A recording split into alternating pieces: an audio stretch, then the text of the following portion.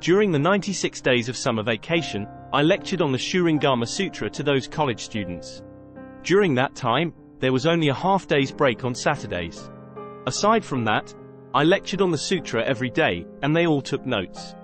In the beginning, I lectured once a day, and then they studied on their own. After half a month, I assessed the time and the length of the Shurangama Sutra. Fearing that I might not finish in time, I began lecturing twice a day. After a while, I calculated again and decided that I still would not be able to finish, so I started lecturing 3 times a day. Finally, in the last half-month or more, I lectured 4 times a day. During the summer Shurangama study and cultivation session, not only did I lecture on the sutra, I also cooked the meals, made tea, and did the grocery shopping and everything else for them. You could say I single-handedly took on all the monastic chores. Of course, I could have asked the students to take turns working, but I did not want to interfere with their cultivation and study of the sutra. So I didn't let a single person help. Although I dare not say I was practicing the Bodhisattva way, if people wanted to study the Shurangama Sutra, I was willing to dedicate my life to serve and support them. After 96 days, I finished lecturing the Shurangama Sutra. With the end of this lecture, people in America were beginning to give recognition to Buddhism. At the end of the Shurangama Sutra lecture series, 5 people left the home life. On New Year's Day, I said to the assembly, "This year, 5 lotuses will bloom in American Buddhism. In the future, these 5 lotuses will spread Buddhism in the West." That's what I said then. After they graduated from the summer Shurangama lecture and practice session, 5 Americans left the home life. I sent them to Hai Hui, Sea-like Assembly, monastery in Taiwan to receive the precepts. The good and wise advisors in Taiwan told them, "Now it is the Dharma ending age. No one cultivates anymore. You're still eating 1 meal a day? You've been cheated by your teacher." When my American disciples heard this, they thought, "Oh, so we've been cheated by our teacher. What should we do?" The good and wise advisors said, "Well, go ahead and eat. Drink wine and eat meat." The 5 people started to have doubts about Buddhism. How come our teacher taught us to eat 1 meal a day, and now they tell us we should eat in the morning and evening as well? What's going on? There must be something wrong here. Their minds were swayed, and they wanted to start eating more meals, but they had a meeting and decided to go back and make sure before they did that. They also told the good and wise advisors in Taiwan that they slept sitting up. Some people in Taiwan told them, "You sleep sitting up. People did that when the Buddha was in the world. Now the Buddha isn't around anymore, so why do you do it?" It's really a case of Americans being cheated by the Chinese. What happened then? When they returned, they got mischievous. They said, "In Taiwan, everyone eats 3 meals a day. We shouldn't eat just 1 meal." They acted naughty with me. They said more, but I don't remember that much. It took more than 3 months before the doubts were resolved. At that time, some people in Taiwan would say, "Dharma Master Hsuan Hua has taken some hippies as disciples in America. There are many hippies hanging out in Golden Gate Park, and Dharma Master Hsuan Hua goes there to meditate." When the hippies see him meditating, they are curious and go up to talk to him. Then Dharma Master Hsuan Hua tells them to go visit the temple. They go to the temple and find that the lifestyle there is pretty similar to their hippie lifestyle, so they all leave the home life. There is another rumor in Taiwan, you know what? Dharma Master Hsuan Hua takes drugs with the hippies in America. The hippies take LSD and marijuana.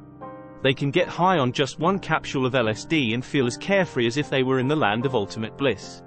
But Dharma Master Hsuan Hua can take more than 10 capsules without being affected in the least. He doesn't get high or feel as carefree as if he were in the land of ultimate bliss. That's why all those hippies admire him and left the home life under him. Don't believe in him. You can talk back and forth, but whether they are hippies or not does not matter.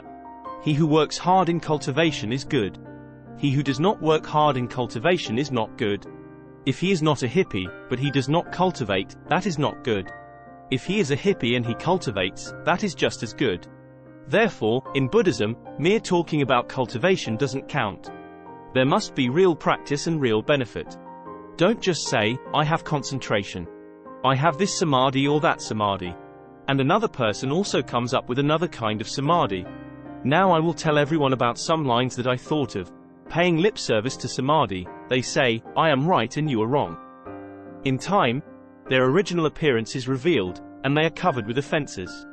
This is saying that people just pay lip service to Buddhism and treat it as child's play. They talk carelessly without taking responsibility for the cause and effect. Who will fall into the hell of ripping out tongues? Precisely that kind of people. When they get there, their tongues will be ripped out and they cannot talk anymore. In their minds they will think, what a mess I'm in. If I knew this was going to happen, I wouldn't have fooled around like that. They always paid lip service to samadhi, saying, I'm right. You're wrong about everything. Even if you were right, I'd say you were wrong. And if you're wrong, I also say you're wrong. Would you say that is just? In everything, they say, I am right and you are wrong. In time, their original appearance is revealed. After a long distance, one will know a horse's stamina. After a long time, one will see a person's heart. In time, their true form is uncovered. And they are covered with offenses. Their bodies are covered by offensive karma. They enter the hell of ripping out tongues without even realizing it. Dharma Master, don't scold people. As you speak the Dharma, why are you scolding people? You ask. I am not scolding anyone. I bow to the ants and mosquitoes every day, how would I dare to scold people? But I cannot refrain from telling the truth. The truth is just like that. Let me tell you, it's just those people that criticize me who have taught and helped me, making me the way I am today. So the people who criticize and slander me are all my good and wise advisors. They are all my teachers. My teachers all pay lip service to Chan. The reason I know how to do it is because I learned it from my teachers. I have another verse which begins, all people are my teachers. Everyone is my teacher. As long as you have blood and breath, I want to learn from you. If you are good, I learn the good. If you are bad, I learn the bad. I want to learn until I am a martial arts expert, skilled in all weapons.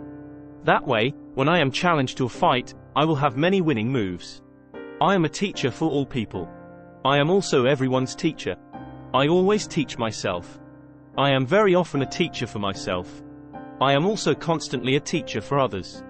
That way, everyone can encourage one another to vigorously advance on the body way. Let's not linger in the Saha world, scheming and calculating about wins and losses. Let's see who will reach the land of ultimate bliss first. Someone says, Dharma Master, you keep arguing and refusing to admit that you are scolding people. Do you admit it? If you admit that you are scolding people, then you won't scold them anymore. Right? But the one who scolds people is like one who spits up into the skies and gets the spit back on his own face. We should like being scolded, because when people scold us, they are giving us fertilizer. Our fields are not fertile, so they need to be fertilized. Then our crops will be abundant and our fruits will thrive. Dharma Master, you just said that all people are your teachers. But there are good people and bad people, and if you take them all as teachers, you will learn to be both good and bad, you object. You have misunderstood. When I say, all people are my teachers, I mean that good people teach me how I should be, and I learn to be like them. Bad people teach me how I should not be, and I learn to not be like them. That's why all people are my teachers. I always teach myself. We ourselves must always be alert and not make mistakes, not act in ignorance. We should use bright wisdom in handling all matters instead of using stupidity and ignorance to take care of things. We must turn states around, rather than being turned by states. Do not fail to perform a good deed, thinking it is trivial. Do not perform an evil deed, thinking it is insignificant. Don't think, that good deed is trivial. I'm not going to do it. That bad deed is really minor. I'll go ahead and do it. It doesn't matter. For example, you think, I'm vegetarian, but it won't matter if I eat an egg. But in the future when you are reborn as a chicken, you will know that it was because you ate chicken eggs. If you are not clear in these small matters, then you are mixing good and evil, and the retribution will not be off. It's not fun at all. I've gone kind of crazy today, and I don't really know what I am saying. If I have offended you, please come up and give me a beating or scolding. I would be very delighted.